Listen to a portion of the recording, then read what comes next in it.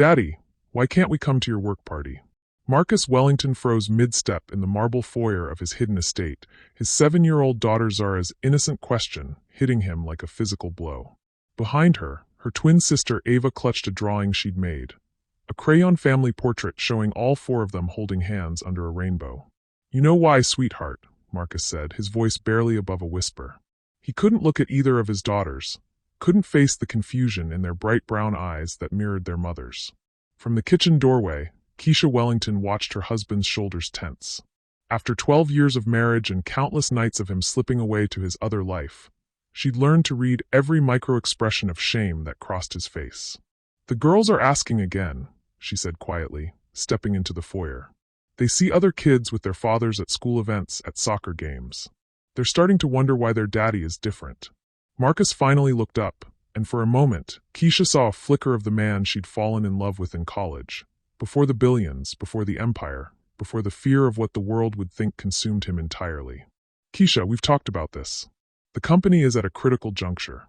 The merger with the European markets, the board members. He stopped himself, realizing how hollow the words sounded even to his own ears. What Daddy means, Keisha said, kneeling down to embrace both girls, is that he has some very important work to do. But that doesn't mean he doesn't love you both more than anything in the world. Zara looked between her parents. But Tommy's daddy takes him to his work sometimes. And Sarah's mom brings her to meetings. Different families do things differently, baby, Keisha said, shooting a meaningful look at Marcus. Marcus's phone buzzed. A text from his assistant. Car arriving in 20 minutes for the Morrison Foundation Gala. Chloe is already in the lobby. Chloe Reeves. The woman the world knew as his companion. The stunning blonde who graced red carpets on his arm, who smiled for cameras, who fit the image his board and investors expected. I have to go, Marcus said, straightening his tie. To see her, Keisha stated, not asked. The twins looked confused. See who, Mama? Marcus bent down, kissing each daughter on the forehead. Be good for Mommy. I'll try to be home late tonight. You always try, Ava said matter-of-factly. But you usually don't come. The words cut deeper than any board meeting criticism ever could. As Marcus walked toward the door, Keisha called after him. How long, Marcus? How long are you going to keep choosing fear over family? He paused with his hand on the doorknob. This isn't about choice. This is about survival. Whose survival? Keisha's voice cracked. Because your daughters are starting to believe their father is ashamed of them. Marcus's hand trembled on the handle. That's not, I would never. Then prove it. The Blacktown car pulled into the circular driveway, its headlights cutting through the evening shadows. Through the window, Marcus could see his driver waiting, just as he did 3 nights a week when Marcus needed to return to his public life. I can't, Marcus whispered, more to himself than to his family. Not yet. As the door closed behind him, Keisha pulled her daughters closer, watching through the window as the father of her children drove away to play house with another woman. Again, neither parent noticed that Zara had left her crayon drawing on the foyer table. The family portrait that would soon become evidence in a scandal that would reshape everything they thought they knew about love, loyalty, and the price of living a lie. 20 miles away, in the glass tower that housed Wellington Enterprises, Marcus's executive assistant Elena Rodriguez was working late, preparing for tomorrow's board meeting. As she organized files, a folder slipped from her desk, spilling photographs across the floor. She bent to collect them, then stopped cold. The photos were from Marcus's private investigator, surveillance images he'd commissioned to ensure his secret remained safe. But these weren't photos of threats to his reputation. They were photos of Keisha and the twins at a school play, at a grocery store, at a park. Photos of Marcus's own family, taken like they were criminals to be monitored. Elena stared at the images, her hands shaking. She'd worked for Marcus for 8 years, had always admired his business acumen, his charitable contributions, his apparent devotion to Chloe. She'd had no idea he was having his own wife and children followed. Her computer chimed with an email marked urgent from the company's head of communications. Marcus, need final approval on tomorrow's press release announcing your engagement to Chloe. The board is thrilled about the public response. Elena's blood ran cold. Engagement? To Chloe? But Marcus was already married. She'd handled his personal legal documents. She knew about the secret trust funds for Zara and Ava, the shell companies that funneled money to Keisha's household accounts, all carefully structured to ensure no paper trail connected Wellington Enterprises to his hidden family. Elena looked at the photos scattered across her desk. Two beautiful little girls who had no idea their father was about to erase them from his life entirely. She picked up her phone, then set it down. Picked it up again. What was the right thing to do?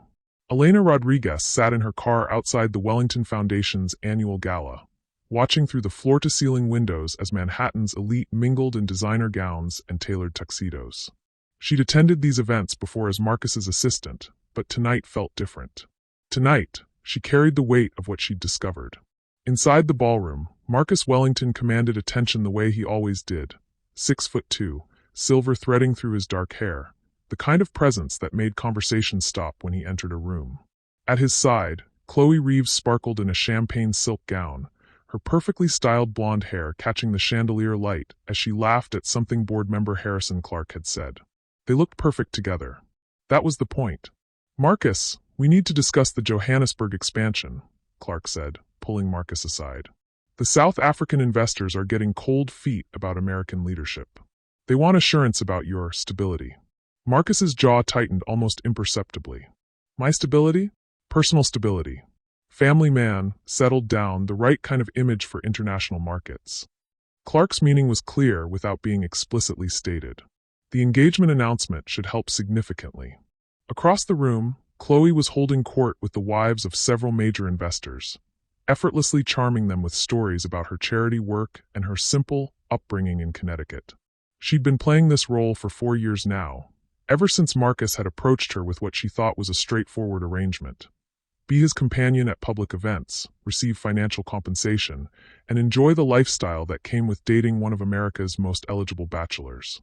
What she hadn't expected was to actually fall in love with him.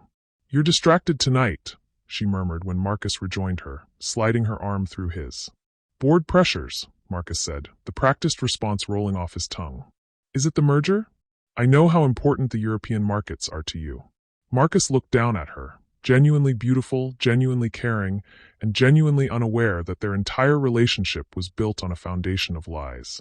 The guilt that had been eating at him for years twisted deeper. "Chloe, there's something we need to discuss. Soon." Before she could respond, Elena appeared at Marcus's elbow. "Mr. Wellington? I'm sorry to interrupt, but there's an urgent call from your legal team." Marcus frowned. His lawyers knew better than to call during public events unless it was truly critical. "Excuse me," he told Chloe, following Elena to a quiet alcove near the coat check. "What's this about, Elena?" She handed him her phone, the screen showing a news article that had just been published by an investigative journalist named David Chin. The headline made Marcus's blood freeze. "Hidden Families. The Secret Lives of America's Most Powerful CEOs." "Sir," Elena whispered, "he's been investigating you for months. He has photos, financial records.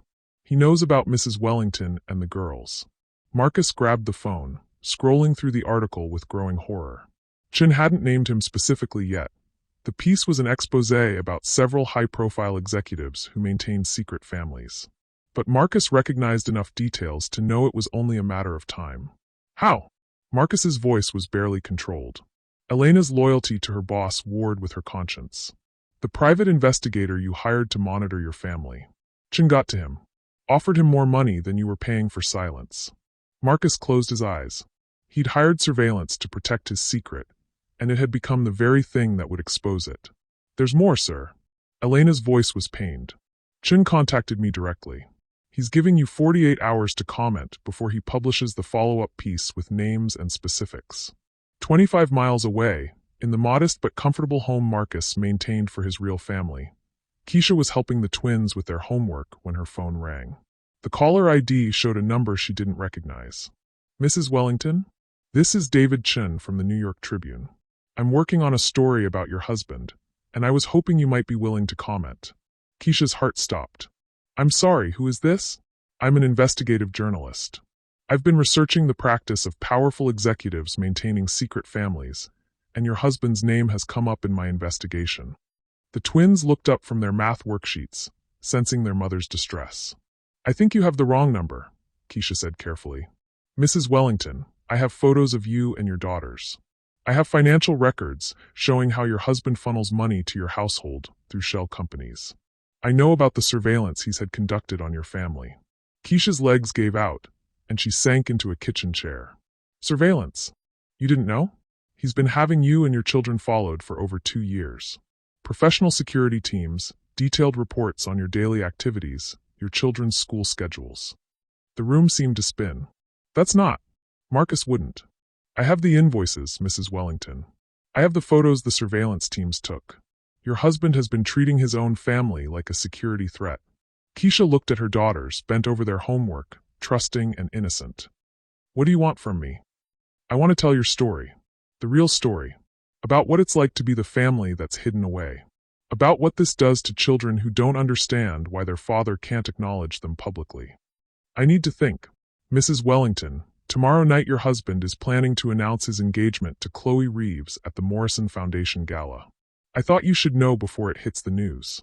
The phone slipped from Keisha's hand and clattered to the floor. Engagement.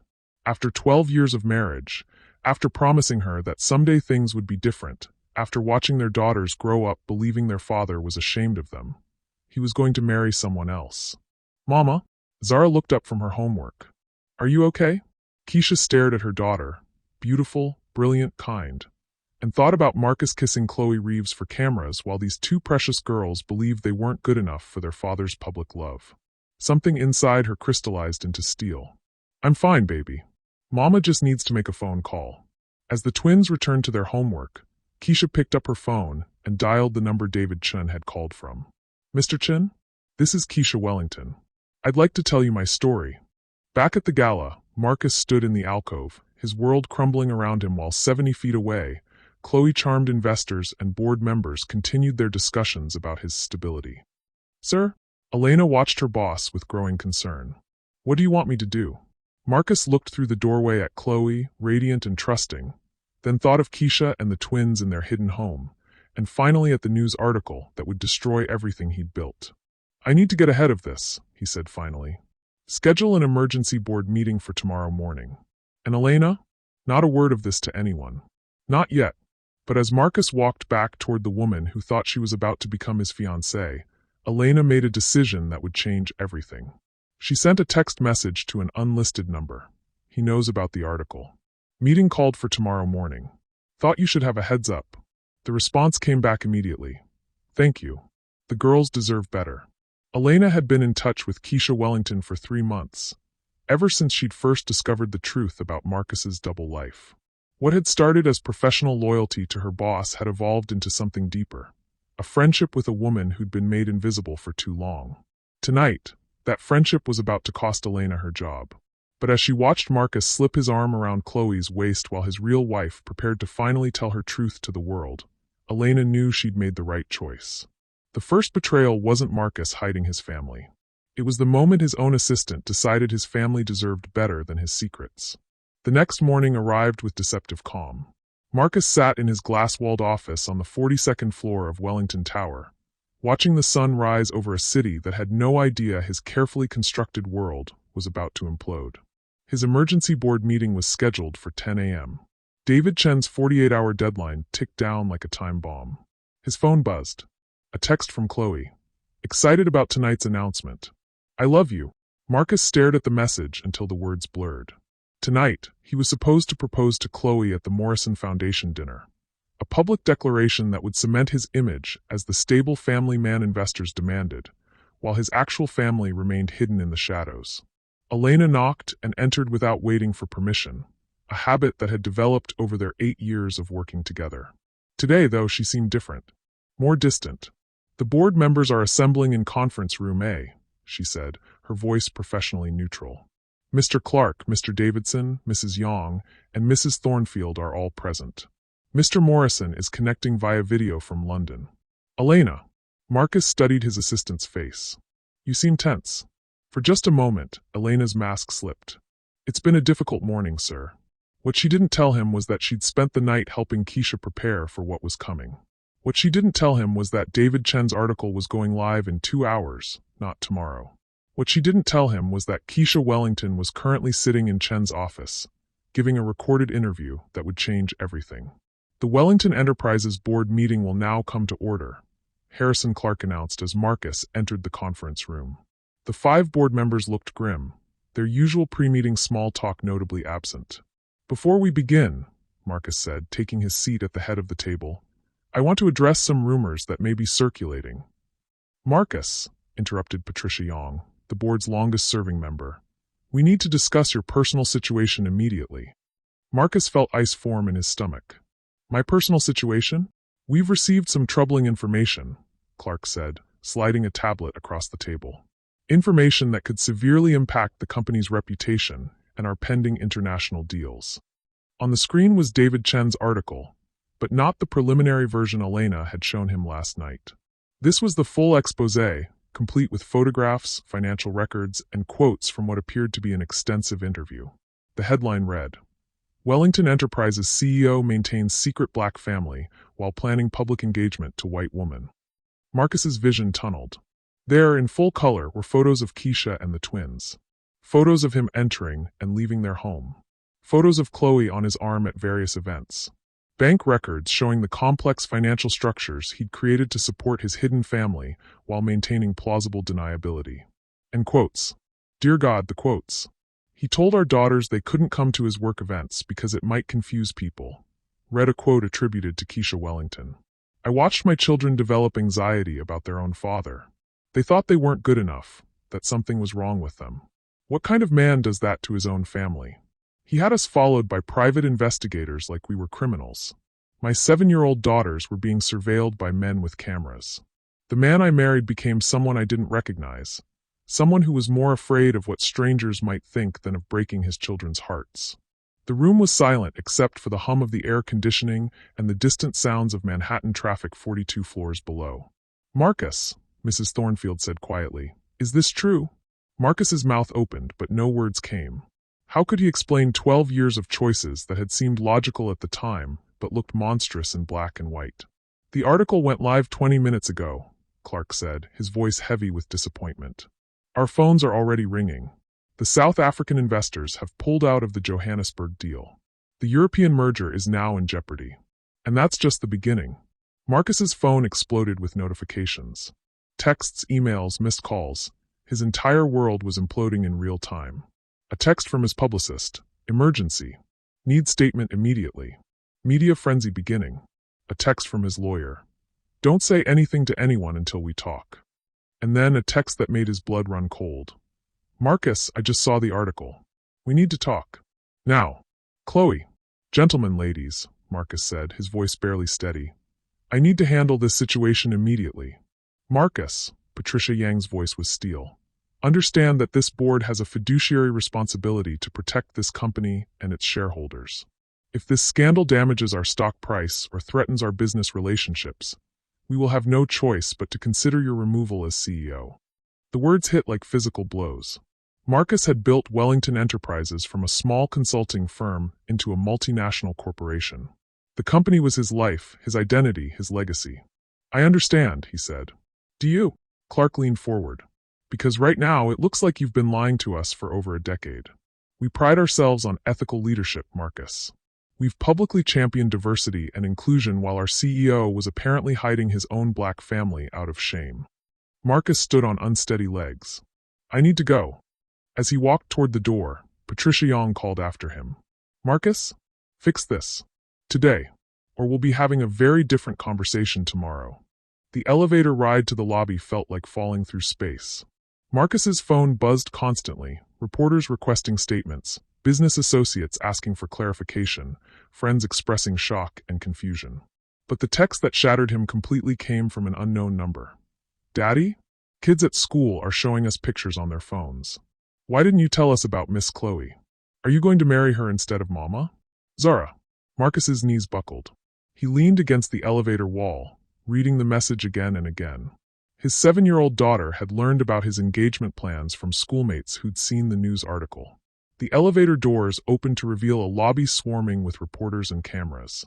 Someone had leaked the board meeting time, and the media was waiting like sharks sensing blood in the water. Mr. Wellington, can you comment on the allegations in the Tribune article? Is it true you've been hiding your family for 12 years? What do you have to say to your daughters who are now seeing this coverage?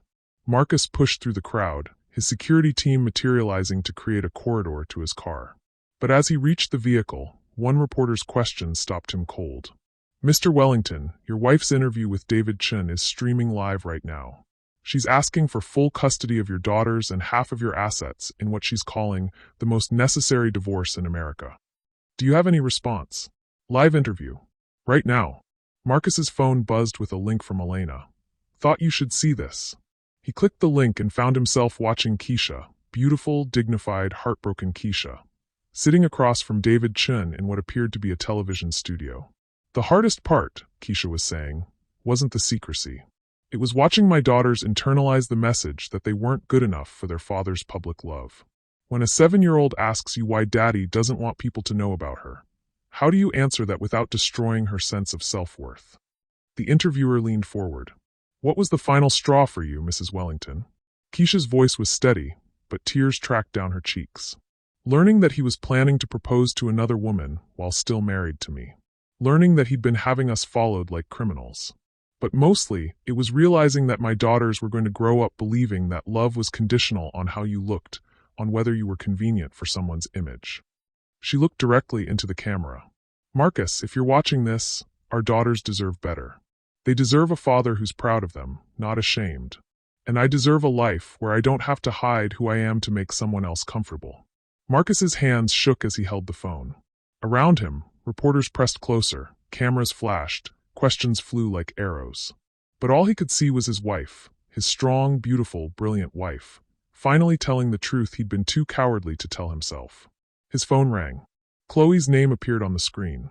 This was it. The moment when his double life became impossible to maintain. The moment when all his careful compartmentalization collapsed into one devastating truth that would reshape everything. He answered the phone. "Marcus." Chloe's voice was barely above a whisper. "I'm watching the news. Tell me this isn't real. Tell me you don't have a wife and children you've been hiding from me for 4 years. Marcus closed his eyes, standing in the chaos of flashing cameras and shouted questions, holding a phone conversation that would determine the rest of his life. "Chloe, just answer me, Marcus. Yes or no? Do you have a family you've been hiding?" The longest pause of Marcus Wellington's life stretched between them. "Yes." The line went dead. And in that moment, in the lobby of the building that bore his name, surrounded by the wreckage of 12 years of lies, Marcus Wellington finally understood the true cost of choosing fear over love. The point of no return hadn't been the article, or the board meeting, or even Keisha's interview. It had been the moment he'd first looked at his newborn daughters and decided they weren't the right color to fit his image. Everything that followed was just the inevitable consequence of that one unforgivable choice. Marcus sat in his car outside Chloe's Upper East Side apartment building, having spent the last 3 hours in crisis management meetings that had solved nothing. His legal team was in damage control mode. His publicist had drafted 7 different statements before giving up, and his stock had dropped 18% in a single trading day. But none of that mattered as much as the woman who wouldn't answer his calls. Through the lobby's glass doors, he could see Chloe pacing in front of the elevators, still wearing the silk blouse and pencil skirt she'd put on that morning when her biggest concern was choosing flowers for what she'd thought would be her engagement announcement. Marcus's phone buzzed with yet another text from his mother in Connecticut. "Marcus, dear, I'm seeing the most terrible things on the news. Please call me. I'm worried about you and those precious granddaughters I apparently never knew existed." Even his own mother was learning about his daughters from news coverage. He finally gathered the courage to get out of the car. The building's doorman, who'd known Marcus for 4 years as Miss Reeves' gentleman friend, now looked at him with barely concealed disgust. "She's not taking visitors, Mr. Wellington. Please, just tell her I'm here." The doorman spoke quietly into his headset, then shook his head. "I'm sorry, sir. She says you should go home to your wife." Marcus closed his eyes. "Can you at least give her this?" He handed over a handwritten letter he'd spent an hour composing in his car. Meanwhile, 25 miles away, Keisha sat in her kitchen with the twins, trying to explain the unexplainable. The girls had come home from school in tears, confused and humiliated by classmates who'd shown them news articles with their photos. "So Daddy has another girlfriend?" Ava asked, her 7-year-old mind struggling to process adult complexities. "It's complicated, baby," Keisha said, pulling both girls closer. "Daddy made some choices that hurt our family, and now we have to figure out what comes next. Are we getting divorced like Tommy's parents?" Zara's voice was small. Keisha's heart broke a little more. We're going to take things one day at a time. Her phone buzzed with a text from Elena Rodriguez. Mrs. Wellington, I know this is difficult timing, but there's something else you need to know about Marcus's business dealings. Can we meet tomorrow? Before Keisha could respond, another text came through from David Chun. Your interview has been viewed over 2 million times. Other wives in similar situations are reaching out, wanting to share their stories. You've started something bigger than just your own situation. 2 million views. Keisha's private pain had become a public phenomenon. The doorbell rang, and through the peephole, Keisha saw a woman she didn't recognize, petite, blonde, clearly upset. Mrs. Wellington? I'm Chloe Reeves. I think we need to talk. Keisha opened the door slowly, studying the woman who'd unknowingly been part of destroying her marriage for 4 years. Chloe was smaller than she'd appeared in photos, more fragile, with red-rimmed eyes and hands that shook slightly. May I come in? Chloe asked. I know this is probably the last thing you want, but I have questions that only you can answer.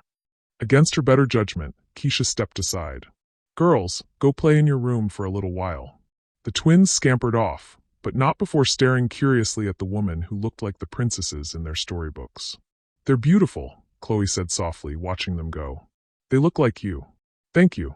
Keisha led her to the living room, unsure of the protocol for this situation. What did you offer the woman your husband had been planning to marry while still married to you? I want you to know, Chloe began, sitting on the edge of the sofa.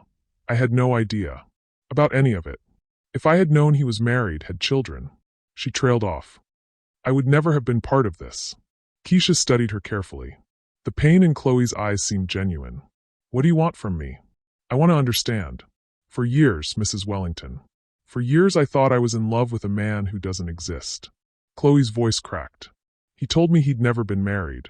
He said he wasn't ready for children yet, but someday. He made me believe I was the center of his world. You were, Keisha said quietly. That was the problem. Chloe looked confused. He compartmentalized his life so completely that in his mind, you were his real relationship. We were just the inconvenient truth he couldn't figure out how to handle. But you're his wife. You're the mother of his children. And you're the woman who fit the image he thought he needed to maintain his empire. Keisha's voice held no malice, just exhausted truth. In his twisted logic, he probably told himself he was protecting us by keeping us separate. Chloe was quiet for a long moment. The engagement ring, she said finally. He already bought it. He showed me pictures, asked what I thought about the setting. We were supposed to announce it tonight. I know. How could you stand it? Knowing he was planning a life with someone else. Keisha looked toward her daughter's room, where she could hear them playing with their dolls. You do a lot of things you never thought you could when you're trying to protect your children. I told myself that someday he'd find the courage to choose us publicly. I was wrong. Chloe followed her gaze. What happens to them now? The girls? I don't know. Marcus has never been a real father to them. He's been more like a visiting uncle who showed up unpredictably and left just as quickly. As if summoned by their conversation, Marcus's car pulled into the driveway. Both women froze. He doesn't know you're here, Keisha realized. I took an Uber. I needed to see you to understand. Chloe stood up quickly. I should go. Wait. Keisha made a decision that surprised herself. Stay. Let him face both of us at once. Let him see what his choices have cost everyone. Marcus's key turned in the lock, and he stepped into the foyer calling out, Keisha? Girls? We need to talk. He stopped dead when he saw both women standing in his living room. Chloe. His voice was strangled. What are you doing here? Getting answers you should have given me 4 years ago, Chloe replied, her voice steadier than she felt. Daddy. Zara came running from her room, followed by Ava. Both girls stopped short when they saw the tension in the room. Who's the pretty lady? Ava asked innocently. Marcus looked between his daughters and the woman he'd been planning to marry, his face gray with the impossibility of the situation. This is Miss Chloe, Keisha said gently to the girls. She's a friend of Daddy's from work. Chloe's eyes filled with tears at being reduced to a friend from work, when she'd thought she was about to become a wife. Are you staying for dinner? Zara asked Chloe politely. The question hung in the air like a live wire. The woman Marcus had hidden his children from, being invited to dinner by the daughters who didn't understand why their father had hidden them from her. Chloe looked at Marcus helplessly. Miss Chloe has to go, Marcus said firmly. Girls, go back to your room. Daddy needs to talk to Mommy and Miss Chloe. As soon as the children left, the fragile civility shattered. For years, Marcus, Chloe whispered. 4 years of my life. I turned down other relationships, other opportunities, because I thought we had a future. We did have a future, Marcus said desperately. We still do. This doesn't change how I feel about you. Both women stared at him in disbelief. How you feel about me? Chloe's voice rose. Marcus, you're married. You have children. There is no us. My marriage to Keisha, it's complicated. It happened before I understood what my responsibilities would become. Stop. Keisha's voice cut through his explanation like a blade. Don't you dare reduce our marriage to a youthful mistake. Those are your daughters in that room. I am your wife. The only thing complicated about this situation is the web of lies you've spun to avoid taking responsibility for your choices. Marcus's phone rang. Elena's name appeared on the screen. Answer it, Keisha said. I'm sure there's another crisis that requires your immediate attention. Marcus rejected the call, but immediately his phone buzzed with a text. Emergency board meeting moved to tonight. Vote of no confidence being called. They want you out. His empire, his family, his relationship with Chloe. Everything was crumbling simultaneously. There's something else, Chloe said quietly. Something you should both know. Both Marcus and Keisha turned to her. This morning, before I knew about any of this, I was contacted by a headhunter. Wellington Enterprises' biggest competitor wants to hire me as their new VP of Public Relations. They want me to help them launch a campaign about authentic leadership and family values. Marcus's face went white. Chloe, you can't. I already said yes. The silence that followed was deafening. They know about my relationship with you, Chloe continued. They know I was an unwitting participant in your deception. They want me to be the face of their truth in leadership campaign. Marcus sank into a chair, the full scope of his situation finally becoming clear. His board was preparing to remove him. His stock was plummeting. His hidden family was now public knowledge. And the woman he'd planned to marry was about to become the spokesperson for his biggest business rival's campaign against everything he represented. How long? He asked quietly. How long what? Chloe replied. How long have you been planning this? Chloe's eyes flashed with anger. You think I've been plotting against you? Marcus, I found out about your family 6 hours ago. 6 hours ago. I thought I was going to be your fiancé tonight. Now I'm discovering that everything I believed about my life was a lie. Keisha watched the exchange with a mixture of pity and grim satisfaction. Marcus was finally experiencing what it felt like when your entire world was built on someone else's deception. The twins need stability, Keisha said. They need to understand what's happening to their family. And Marcus, they need a father who isn't ashamed of them. I was never ashamed. Yes, you were. Keisha's voice was final. And now it's too late to pretend otherwise. As if to underscore her point, Marcus's phone buzzed again. This time it was a news alert. Wellington Enterprises stock down 31% as board calls emergency meeting. Sources confirm vote of no confidence in CEO.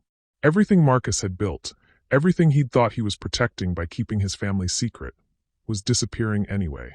The price of his shame was proving far higher than the cost of his love ever would have been.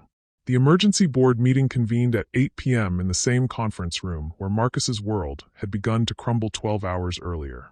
This time, however, he wasn't alone.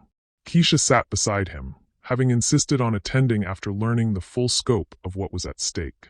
I won't let our daughters lose their father's company because of his cowardice, she'd told him during their tense car ride into the city. Whatever else Marcus has done, Wellington Enterprises employs 12,000 people. That matters. Now, facing the 5 board members who held his professional fate in their hands, Marcus felt smaller than he had since he was 7 years old, standing in his own father's study while being lectured about appropriate behavior for a Wellington. Before we begin, Patricia Young announced, I want to address the elephant in the room. Mrs. Wellington, while we appreciate your support for your husband, this is a private board matter. Actually, Elena Rodriguez interrupted from the back of the room, Mrs. Wellington has every right to be here. Everyone turned to look at Marcus's assistant, who was holding a thick folder and wearing an expression Marcus had never seen before. Elena, Marcus said carefully, what are you talking about? I'm talking about the fact that Mrs. Wellington isn't just your wife, Marcus. She's also the majority shareholder of Wellington Enterprises. The room went dead silent. That's impossible, Harrison Clark said. Marcus owns 63% of the company's shares. Marcus owns 63% of Class A shares, Elena corrected, opening her folder. But in 2018, when the company was restructuring for international expansion, he transferred majority ownership of Class B shares, which carry voting control, to a trust. Keisha felt the blood drain from her face. What trust? Elena's voice was steady, professional, and devastating. The Wellington Family Trust. Established for the benefit of Marcus Wellington's lawful wife and children. You own 51% voting control of this company, Mrs. Wellington. You have for 7 years. Marcus stared at Elena as if she'd grown a second head. That's not. I never transferred. You signed the documents, Marcus. I prepared them myself. You were so focused on the tax benefits and the international liability protections that you didn't read the fine print about where the actual control was being allocated. Patricia Young leaned forward. Are you saying that Marcus Wellington has been operating as CEO of a company he doesn't actually control? I'm saying that any vote of no confidence requires approval from the majority shareholder, Elena replied. And that's Mrs. Keisha Wellington. The implications hit everyone simultaneously. Marcus's board couldn't remove him without Keisha's consent. But more than that, Keisha could remove him herself if she chose to. Why? Marcus's voice was barely audible. Elena, why are you telling them this now? Elena met his eyes with something that looked like pity. Because Mrs. Wellington deserves to know that she has power in this situation. Because your daughters deserve to know their mother isn't helpless. Keisha stood up slowly, her mind reeling. I need a moment. She walked to the conference room's floor-to-ceiling windows, looking out at the Manhattan skyline.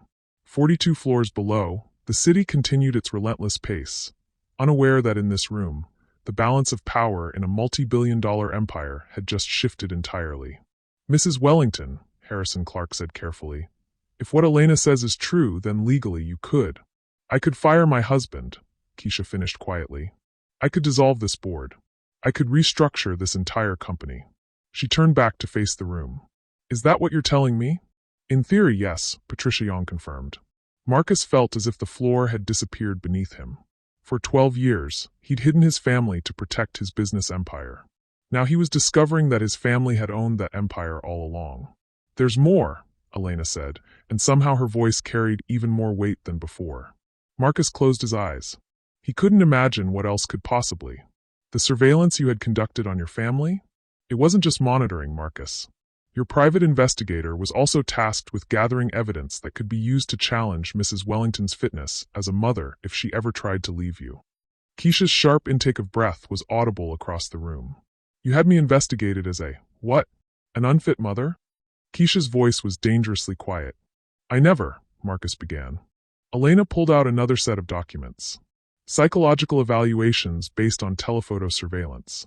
Reports on Mrs. Wellington's daily routines, looking for any behavior that could be characterized as neglectful or unstable.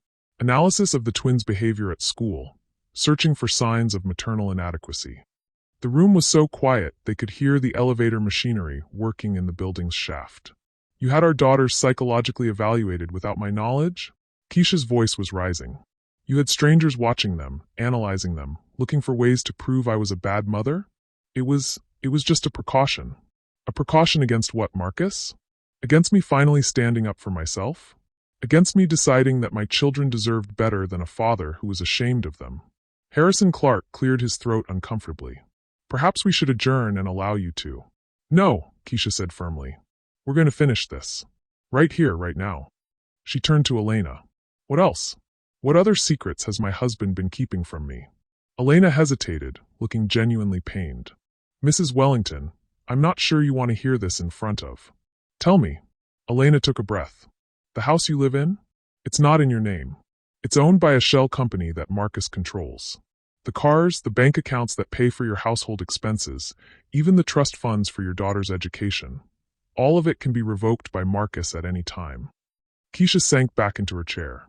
For 12 years, Elena continued, while you thought you were building a life with your husband, he's been systematically ensuring that you had no independent resources, no legal standing, and no way to leave him without losing everything, including potentially your children.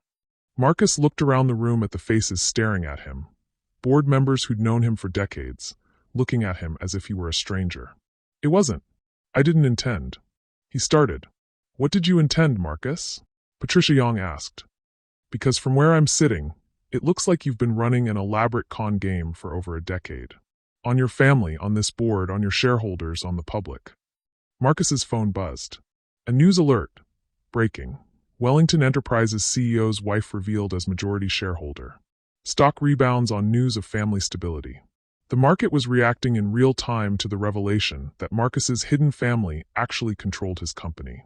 Mrs. Wellington, Harrison Clark said carefully, speaking purely from a business perspective, the company's stock price is currently stabilizing based on the perception that you represent a stabilizing influence.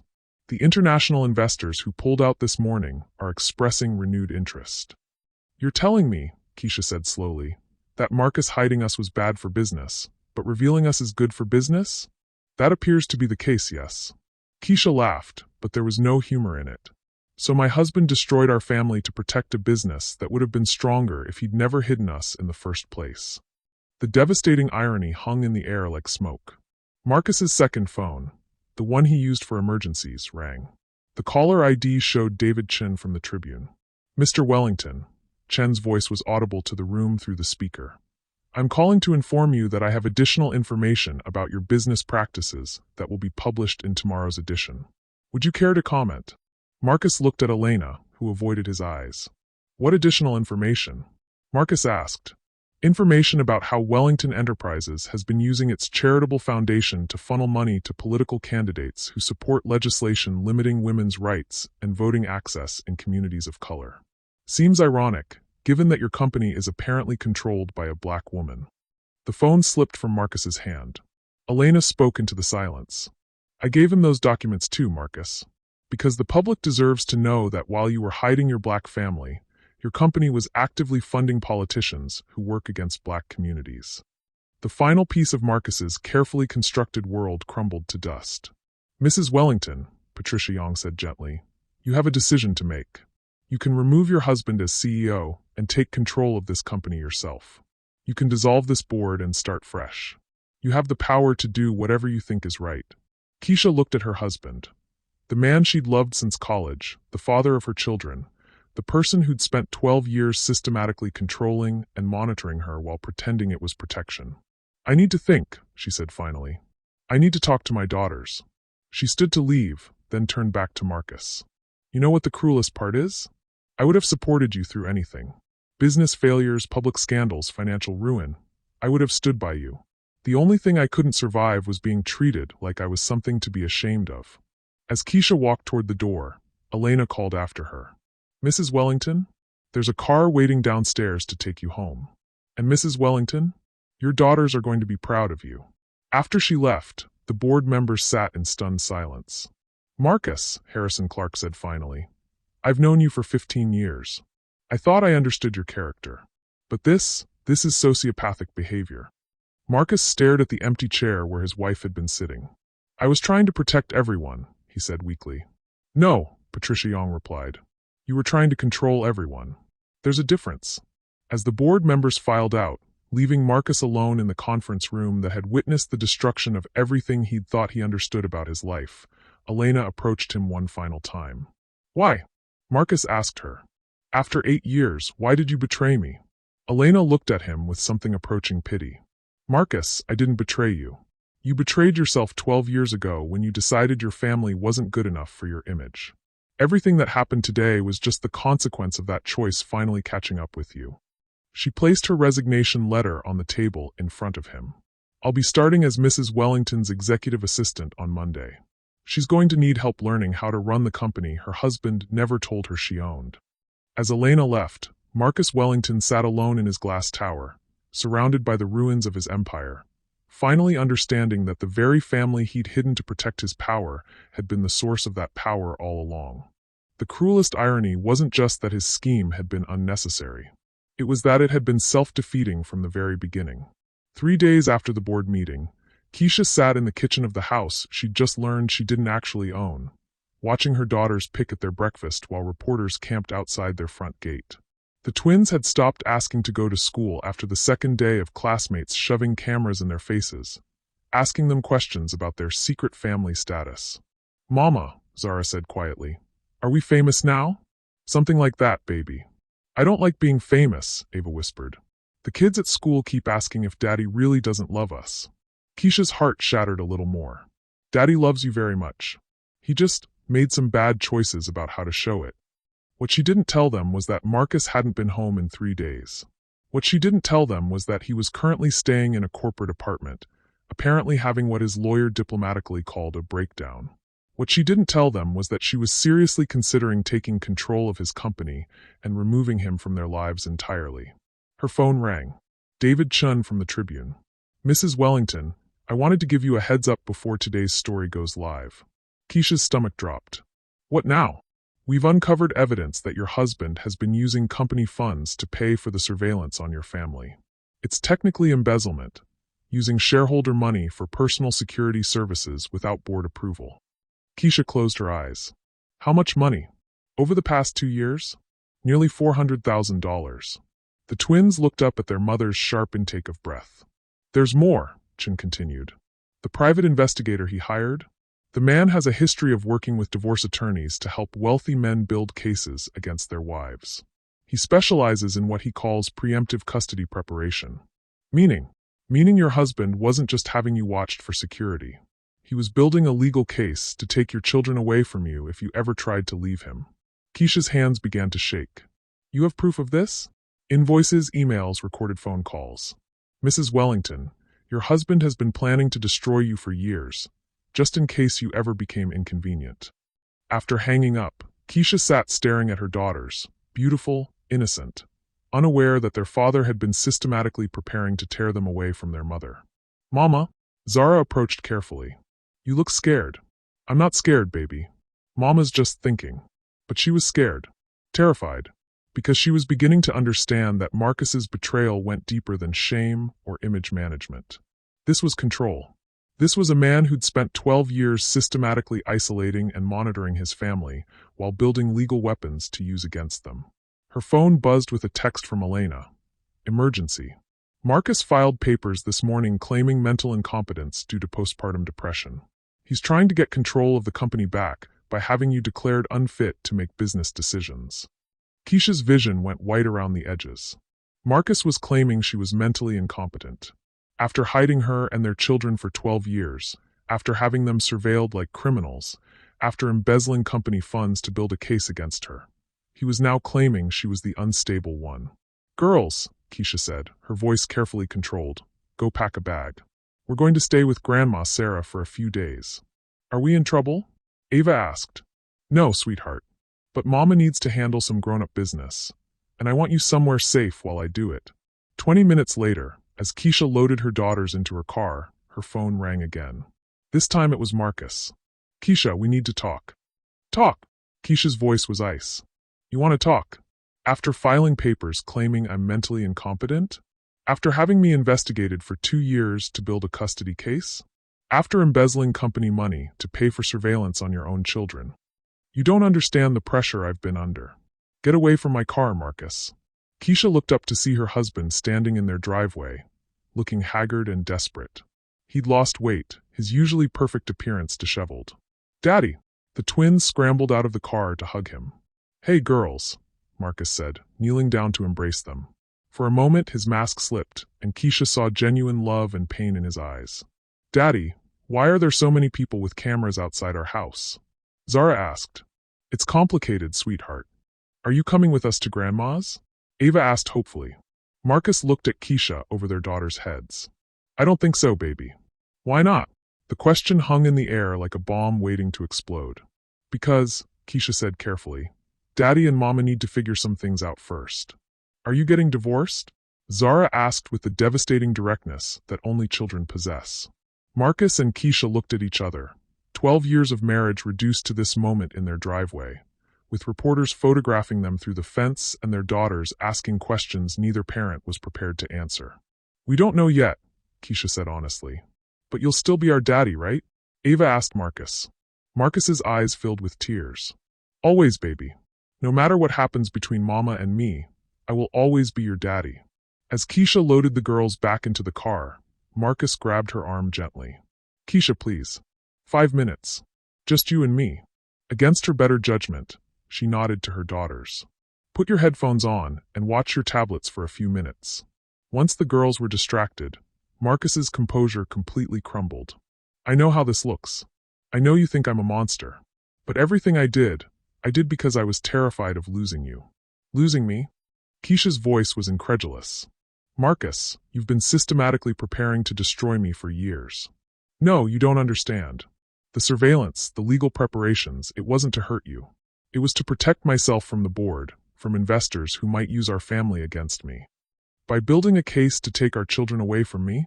Marcus ran his hands through his hair. "I was scared, Keisha. Scared that if our relationship ever became public ammunition against the company, you might try to use the girls as leverage." "Stop." Keisha's voice was final.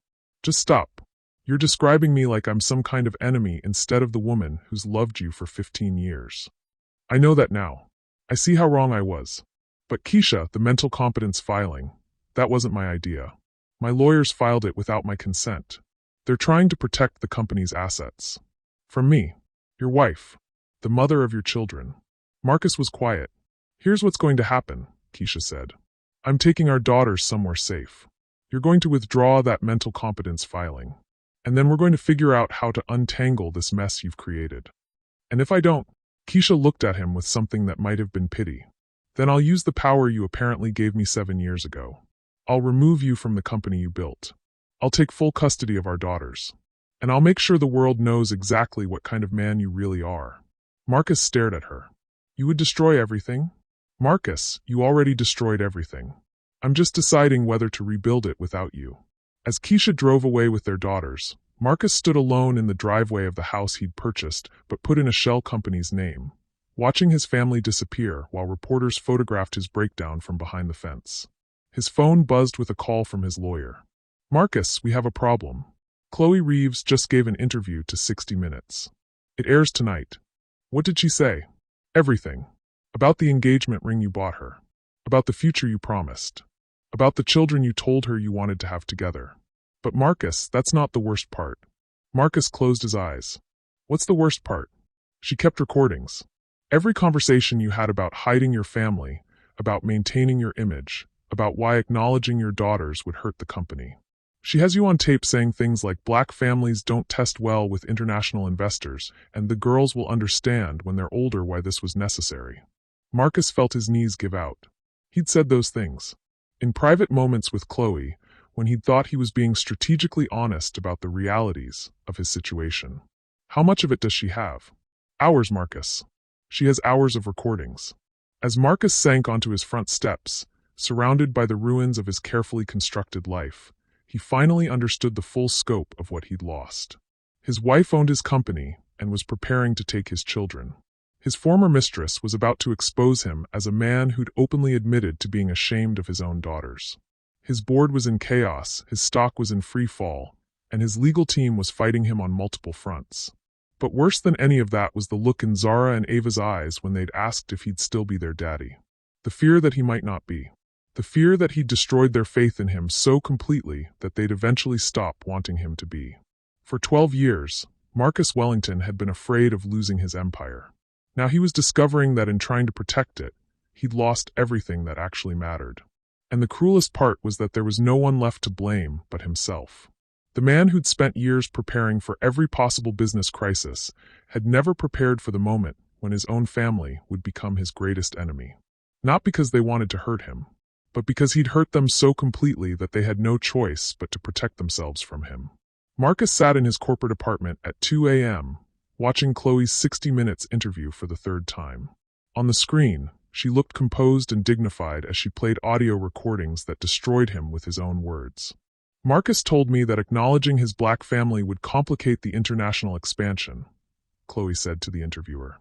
He said, and I quote, "Zara and Ava will understand when they're older why this was necessary for their future security." The recording played Marcus's own voice. "I'm not ashamed of them, Chloe. I'm just being realistic about what the market can handle. Once the European deals are locked in, once we're established globally, then we can revisit the family situation." Marcus closed his laptop, unable to watch anymore. Outside his window, Manhattan glittered indifferently, the city that had made him a billionaire now bearing witness to his complete destruction. His phone rang. Keisha's mother, Sarah. Marcus? That little girl is asking for you. Marcus's heart stopped. Which one? Ava. She's been crying for 2 hours. Says she had a nightmare that you decided you didn't want to be her daddy anymore. Sarah's voice was stern. I've known you since you were 22 years old, Marcus Wellington. I watched you fall in love with my daughter. I held those babies when they were born. You tell me right now, are you going to fight for this family, or are you going to keep being a coward? Mrs. Patterson, it's complicated. No, it's not. You either love them or you don't. You either choose them or you don't. Everything else is just excuses. The line went dead. Marcus stared at his phone, then at the engagement ring for Chloe that still sat in its velvet box on his coffee table. 3 carats, flawless clarity, the symbol of a life he'd been planning to build on the foundation of his family's erasure. At 2:30 a.m., he made the first honest decision he'd made in 12 years. He drove to Sarah's house. The porch light was still on when he pulled into the driveway of the modest home where Keisha had grown up. Through the window, he could see Sarah reading in her living room chair, still dressed despite the late hour. She opened the door before he could knock. She's in the guest room with her sister and her mama, Sarah said without preamble. But Marcus, you need to understand something before you go up there. Yes, ma'am. That little girl thinks her daddy doesn't love her because she's not the right color. That's what your choices have done to your baby's heart. The words hit Marcus like physical blows. How do I fix that? Sarah studied his face for a long moment. You start by telling the truth. All of it. To everyone. No more protecting your image, no more managing the narrative. Just the truth. Marcus climbed the stairs to the guest room, his heart pounding.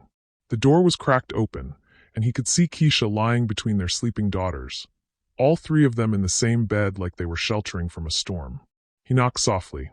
Keisha opened her eyes, saw him, and carefully extracted herself from between the twins without waking them. They stood in the hallway, looking at each other across a chasm that seemed impossible to bridge. She keeps asking if you're embarrassed of her brown skin, Keisha whispered. 7 years old, Marcus. 7 years old, and your daughter is questioning whether she's lovable because of how she looks. Marcus felt something break inside his chest. Keisha, there's something else. Ava drew a picture yesterday. Want to know what it was? Marcus nodded, though he was terrified to hear the answer. It was our family, but she drew herself and Zara White. When I asked her why, she said maybe then Daddy wouldn't have to hide them anymore. Marcus's knees buckled. He caught himself against the wall, overwhelmed by the magnitude of what his choices had done to his children's sense of self. I have to fix this, he whispered. How? How do you fix making your daughters believe they're not good enough? Marcus looked through the doorway at Ava and Zara, sleeping peacefully, unaware that their father was finally confronting the full horror of what he'd done to their hearts. I call a press conference, he said quietly. Tomorrow morning. I tell the whole truth. About the shame, about the surveillance, about the custody preparations. About how I chose fear over love and nearly destroyed the most precious things in my life. Keisha stared at him. That will destroy your company. The company that I apparently don't even control? The company that's built on a lie. Marcus met her eyes. Keisha, I've lost everything that matters. The only question now is whether I try to save what's left by finally doing the right thing.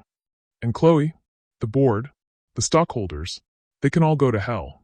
The words came out with surprising force. I should have said that 12 years ago when someone first suggested that acknowledging my family would be bad for business. Keisha was quiet for a long moment. There's something else you need to know, she said finally. I've been offered a job. Marcus felt the floor shift beneath him. What kind of job? Goldman Sachs wants me to head their new diversity initiative. They're offering me $8 million a year and full autonomy to reshape how major corporations approach inclusion. That's incredible, Keisha. You'd be amazing at that. It would mean moving to New York full-time. It would mean the girls growing up in the city, in an environment where they'd never have to hide who they are. Marcus understood immediately. And it would mean leaving me behind. Only if you can't figure out how to be the man they need you to be.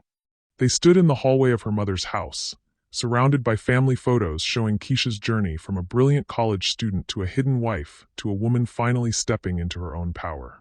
What do you need from me? Marcus asked. I need you to choose us. Publicly, completely, without reservation. I need you to stand up in front of the world and say that you're proud to be married to a black woman, proud to be the father of black daughters, and that anyone who has a problem with that can find somewhere else to invest their money. And if I do that, then maybe, we can figure out how to rebuild our family. Not the fake image version you've been maintaining, but the real version. The version where our daughters know their father loves every inch of who they are. Marcus looked through the doorway again at his sleeping children. Keisha, what if I lose everything? What if the stock crashes, the board fires me, the international deals fall through? Then we'll build something new. Together. Something better. And if I can't do it? If I'm too much of a coward? Keisha's voice was soft but final. Then I'll take the girls to New York, and you can visit them every other weekend like the part-time father you've always been. The choice was stark and terrifying. Continue trying to manage the narrative, protect what was left of his empire, and lose his family forever. Or sacrifice everything he'd built to save the only things that actually mattered. Marcus walked to the guest room doorway and looked at his daughters. Zara with her hand tucked under her cheek, Ava clutching the stuffed elephant he'd bought her for her last birthday. Two perfect little girls who'd spent their entire lives believing their father was ashamed of them. I'll call the press conference for 10 a.m., he said. Keisha studied his face. Marcus, once you do this, there's no going back. The whole world will know everything. The shame, the surveillance, the custody planning, all of it. Good, Marcus said, and for the first time in 12 years, he meant it completely. It's time the world knew who I really am. And it's time my daughters knew that their father chooses them over everything else. As he walked back toward his car, Marcus's phone buzzed with urgent messages from his lawyers, his board members, his public relations team. All the people who'd spent years helping him maintain his carefully constructed lie. He deleted every message without reading them. Tomorrow morning, Marcus Wellington was going to destroy his empire to save his family. And for the first time since his daughters were born, he wasn't afraid of the consequences. He was only afraid that he might be too late to undo the damage he'd done to their hearts. But he was finally going to try. Not because it was strategically sound, or because it would protect his interests, or because it was good for business, but because loving his family out loud was the only thing left that mattered. The man who'd spent 12 years making the safe choice was finally ready to make the right one, even if it cost him everything else. At 9:47 a.m., Marcus Wellington stood outside the Wellington Enterprises building, looking up at the glass tower that bore his name for what might be the last time as its CEO. Media vans lined the street like vultures, reporters checking their equipment, preparing for what his assistant had cryptically described as a major announcement regarding Mr. Wellington's personal and professional future. Elena Rodriguez, now working for Keisha, had helped coordinate the press conference. As she approached Marcus on the sidewalk, she carried herself differently. No longer the deferential assistant, but a woman who'd found her own power. "Are you ready for this?" she asked. Marcus looked at his phone. Keisha had texted him a photo from Sarah's house. The twins eating breakfast, Ava wearing a t-shirt that read Daddy's Girl in glittery letters. "No," Marcus said honestly, "but I'm going to do it anyway." At exactly 10 a.m., Marcus walked into the packed conference room in his own building. The space was jammed with reporters, cameras, and board members who'd been given no advance warning about what he planned to say. In the back of the room, he spotted Harrison Clark and Patricia Yong, their faces grim with apprehension. Marcus had written no speech. He'd prepared no talking points. For the first time in his professional life, he was simply going to tell the truth. "Good morning," he began, his voice steadier than he'd expected.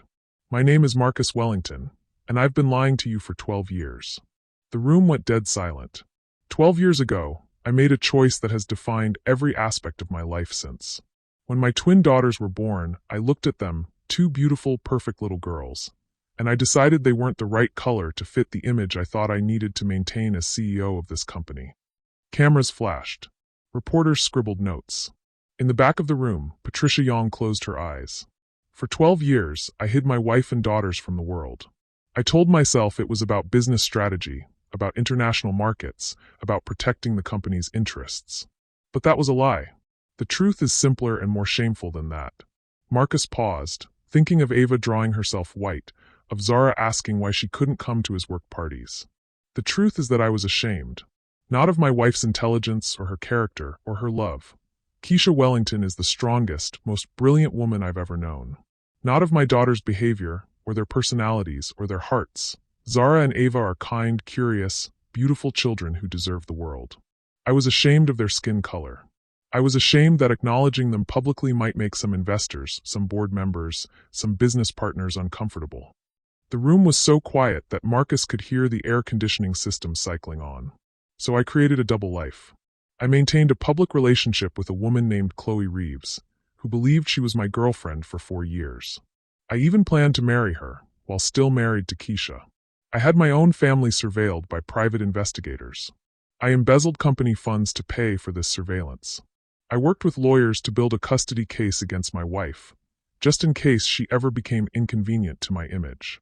A reporter in the front row raised her hand, but Marcus continued without acknowledging her. I turned my daughters into a secret I was ashamed to keep and terrified to lose. I made them believe that their father's love was conditional on their invisibility. I taught them that they weren't good enough for the world to see. Marcus's voice cracked on the last sentence. Yesterday, my 7-year-old daughter drew a picture of our family. But she drew herself and her sister white, because she thought that might make Daddy proud enough to show them off. Several reporters looked up from their notepads, the human impact of the story finally cutting through the business angle. That picture broke something in me that needed to be broken a long time ago. So I'm here today to tell you who I really am. Marcus reached into his jacket pocket and pulled out his phone. With shaking fingers, he scrolled to his photo gallery and held up a picture of himself with Keisha and the twins at Ava's recent school play. I am Marcus Wellington, CEO of Wellington Enterprises. I am the husband of Dr. Keisha Wellington, who has a PhD in economics from Harvard and who, it turns out, is the majority shareholder of this company. I am the father of Zara and Ava Wellington, who are 7 years old and who love science and art and soccer and books. He paused, looking directly into the main camera. And I am proud of my family, proud of my brilliant wife, proud of my beautiful daughters. Anyone who has a problem with that is welcome to take their business elsewhere. The room erupted. Reporters shouted questions. Cameras flashed like lightning. But Marcus held up his hand for silence. I'm not done. The noise subsided. Effective immediately, I am transferring full control of Wellington Enterprises to my wife, Dr. Keisha Wellington, who has been the majority shareholder for 7 years without my having the courage to tell her. She will decide whether this company continues to exist, and if so, who will run it. Patricia Young stood up abruptly. Marcus, you can't just. I can, and I am. Marcus's voice was final. Furthermore, I am resigning from all board positions, all corporate roles, and all public responsibilities. My only job now is to try to repair the damage I've done to my family and to learn how to be the husband and father they deserve. Harrison Clark's face had gone ashen. Do you realize what you've just done to our stock price? Mr. Clark, with respect, I don't care about the stock price. I care about my daughters growing up knowing their father chose them over everything else. As Marcus turned to leave the podium, a reporter called out, Mr. Wellington, what about Chloe Reeves? What about the engagement you planned? Marcus stopped and turned back to the microphone. Chloe Reeves is a good woman who deserved honesty from me and never received it. I apologized to her publicly for the years I stole from her life by involving her in my deception. She deserves far better than what I gave her. Another reporter. Are you worried about criminal charges for the embezzlement? I've already instructed my lawyers to cooperate fully with any investigation. If I've broken the law, I should face the consequences. As Marcus walked toward the exit, fighting through the crowd of reporters, his phone rang. Keisha's name appeared on the screen. He answered it in the hallway outside the conference room. I watched it, Keisha said simply. The girls watched it too. Marcus's heart stopped. What did they say? Zara said, Daddy finally told everyone about us. Ava asked if this meant she could draw herself brown again. Marcus leaned against the wall, overwhelmed by relief and terror, and something that might have been hope. Keisha, I know I don't deserve. Marcus, stop. Just come home. Not to the corporate apartment. Home. To us. Are you sure? The girls want to see their daddy. The daddy who's finally brave enough to love them out loud. As Marcus drove toward his family, his phone exploded with calls and messages. His stock was in free fall. The board was in emergency session. His lawyers were having collective heart attacks. The business empire he'd built over 2 decades was collapsing in real time. But for the first time in 12 years, none of that mattered. When he pulled into Sarah's driveway, the twins came running out of the house before he'd even turned off the engine. Daddy! Ava launched herself into his arms. We saw you on TV. You said you were proud of us. I am proud of you, Marcus said, kneeling down to hold both girls. I am so proud of you. And I'm sorry it took me so long to say it where everyone could hear. Zara looked at him seriously. Are you in trouble for telling the truth? Maybe, sweetheart. But it was the right thing to do. Good, Ava said firmly. Mama says you should always tell the truth, even when it's scary. Marcus looked up to see Keisha standing in the doorway, watching them. She wasn't smiling, but the anger that had defined her expression for weeks was gone, replaced by something that looked like cautious hope. Girls, Keisha said, why don't you show Daddy the picture you drew this morning? Zara ran inside and returned with a crayon drawing. This time, the family of 4 was rendered in accurate colors. Brown skin for her and Ava and Keisha, lighter brown for Marcus. But more importantly, they were all holding hands, and there was a big heart drawn around them. It's our real family, Ava explained. The one that doesn't have to hide anymore. Marcus studied the drawing, thinking of all the pictures that would never exist.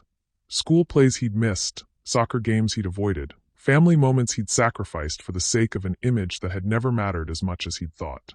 Can I keep this? He asked. It's for you, Zara said. To remember that we love you even when you make mistakes.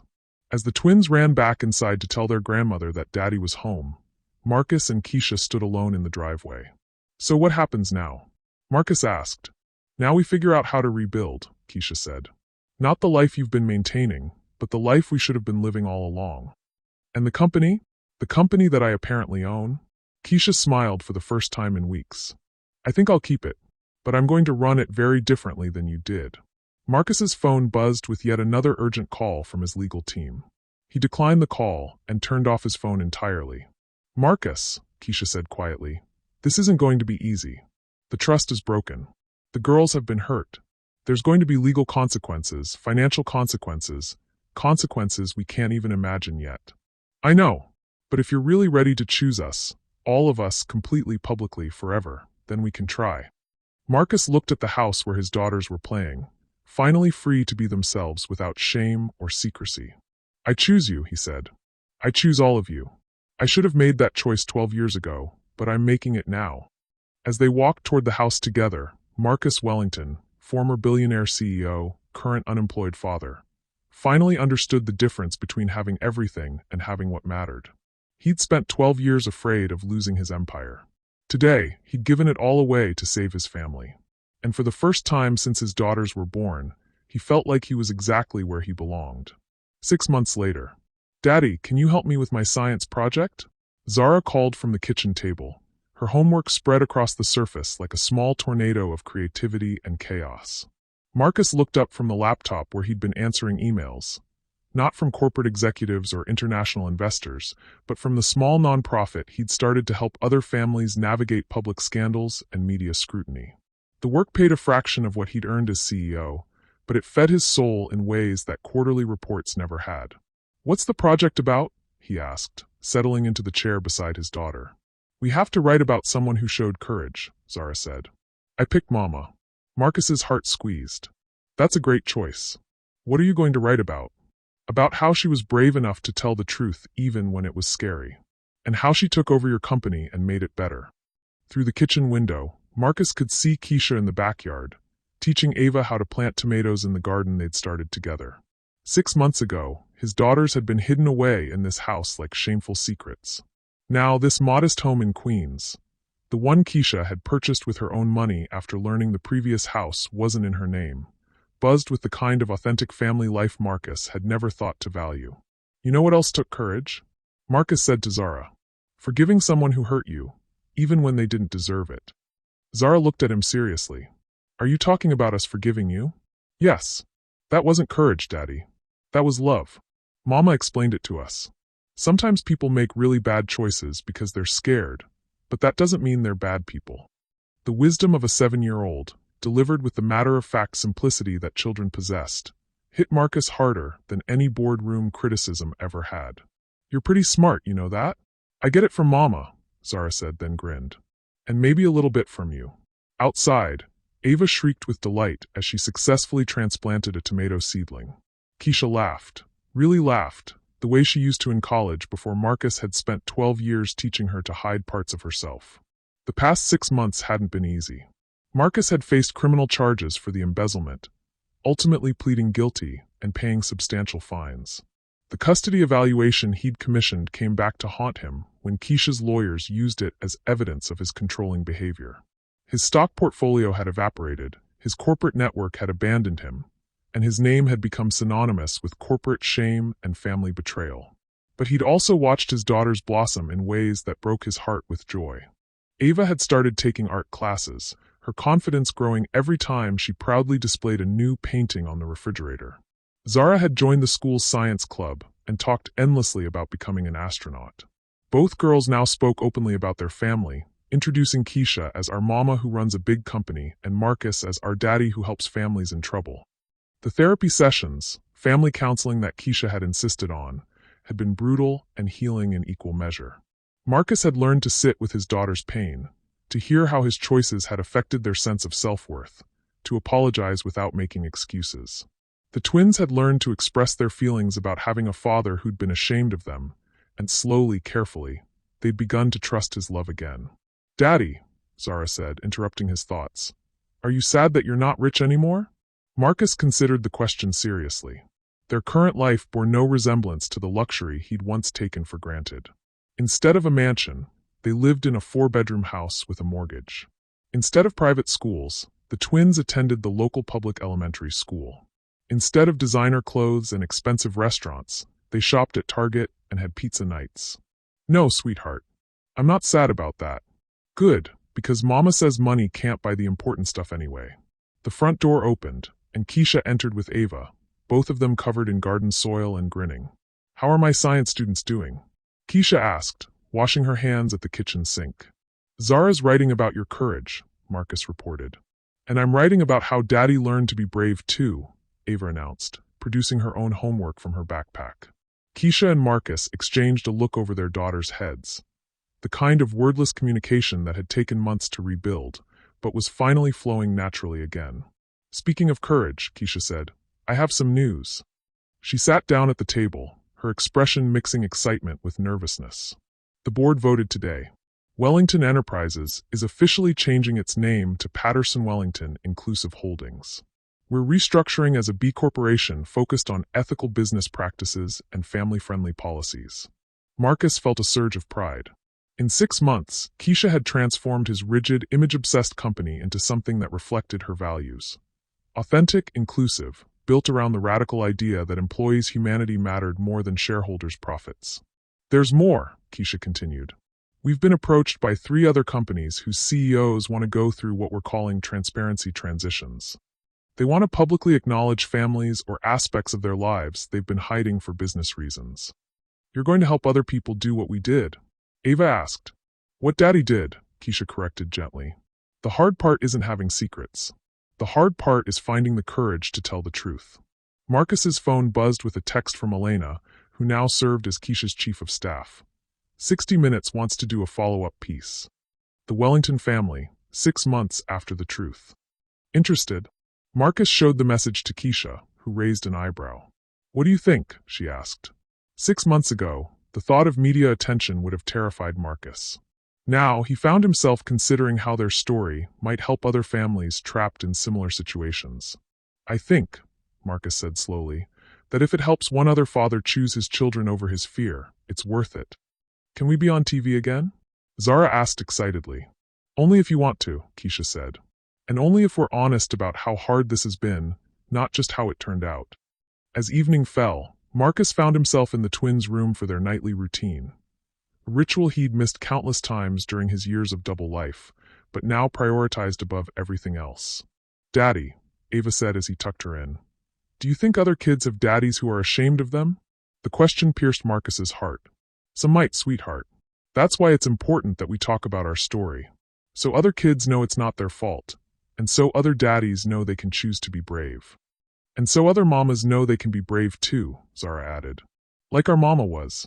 After the girls fell asleep, Marcus and Keisha sat on their back porch, looking at the small garden that had become a symbol of their new life, humble, authentic, growing from seeds they'd planted together. "Do you ever regret it?" Keisha asked quietly. "Giving up everything you built?" Marcus thought about the question seriously. He missed aspects of his old life. The intellectual challenge of running a major corporation, the resources to solve problems with money, the security of financial invulnerability. But when he weighed that against what he'd gained, his daughter's trust, his wife's respect, his own ability to sleep peacefully at night, there was no contest. "The only thing I regret," Marcus said, "is that it took me 12 years to make the choice I should have made on the day they were born." Keisha reached for his hand. Their relationship was different now, built on honesty instead of compartmentalization, on shared struggles instead of parallel lives. It was harder in some ways, requiring constant communication and vulnerability. But it was real in ways their marriage had never been before. "Marcus," Keisha said, "I've been thinking about something." "What's that?" "I want to have another baby." Marcus turned to look at her, surprised. "I know it's complicated," Keisha continued. "We're still rebuilding. Money is tighter. But I want us to have a child together who never has to wonder if their father is proud of them. I want to experience pregnancy and parenthood the way it should be, with a partner who's excited to tell the world about our family." Marcus felt tears in his eyes. "Are you sure? After everything I put you through?" "I'm sure because of everything we've been through. We're different people now, Marcus. Better people. And our daughters would love having a little brother or sister." They sat in comfortable silence, imagining a future that 6 months ago would have been impossible. Another child, raised with the kind of love that never had to hide, never had to apologize for existing, never had to question whether they were worthy of their father's public pride. Marcus's phone buzzed with a message from Chloe Reeves. "Saw the Patterson-Wellington announcement in the news. Proud of you for becoming the man your family deserved. See." He showed the text to Keisha, who smiled. "She's doing well?" Keisha asked. "Last I heard, she's engaged to that journalist from the Washington Post. The one who interviewed her about authentic relationships." Marcus paused. "I think she found something real." "Good. She deserved that." As they prepared for bed, Marcus stopped in front of the refrigerator, where Zara and Ava's artwork covered every available surface. Among the drawings and school projects was the picture Ava had made that morning. Their family of 4, holding hands, surrounded by hearts. But tonight, there was something new. A small addition to the drawing that hadn't been there earlier. In crayon, someone had added a tiny figure between Keisha and Marcus. A baby, rendered in purple crayon with a big smile. "Did you tell them about our conversation?" Marcus asked. Keisha laughed. "I didn't have to. Those girls have been asking for a baby brother or sister for months. I think they just sensed it was finally safe to hope for one." As they turned off the lights and headed upstairs, Marcus reflected on the journey that had brought them here. 6 months ago, he'd been a billionaire CEO living a double life, terrified of losing an empire built on lies. Tonight, he was a middle-class father going to sleep next to his wife in a house they actually owned, in a life that belonged entirely to them. The transformation hadn't been easy. There had been setbacks, moments of doubt, therapy sessions that left them all drained and raw. The financial stress was real, the public scrutiny ongoing, the work of rebuilding trust painstaking and slow. But Marcus had learned something that all his business success had never taught him. The difference between having everything and having what mattered. In his old life, he'd controlled boardrooms but couldn't control his own fear. In his new life, he was learning to control nothing except his own choices. And for the first time since his daughters were born, Marcus Wellington was choosing love over fear, truth over image, family over everything else. As he drifted off to sleep, with Keisha's hand in his and the sound of his daughter's gentle breathing down the hall, Marcus finally understood what success actually looked like. It looked like a 7-year-old who drew herself in her real colors. It looked like a wife who'd forgiven the unforgivable and chosen to build something new. It looked like a family that no longer had to hide. And tomorrow, it would look like waking up and choosing them all over again. Not because it was easy or profitable or good for his image, but because it was love. And love, Marcus had finally learned, was the only empire worth building. What did this story teach you about the courage it takes to choose love over fear, even when the cost seems too high? The Wellington family's journey shows us that authentic relationships require authentic choices, and that sometimes the greatest act of love is having the courage to be seen for who we really are, not who we think the world wants us to be. Drop your thoughts in the comments and subscribe for more stories that will change how you see the world.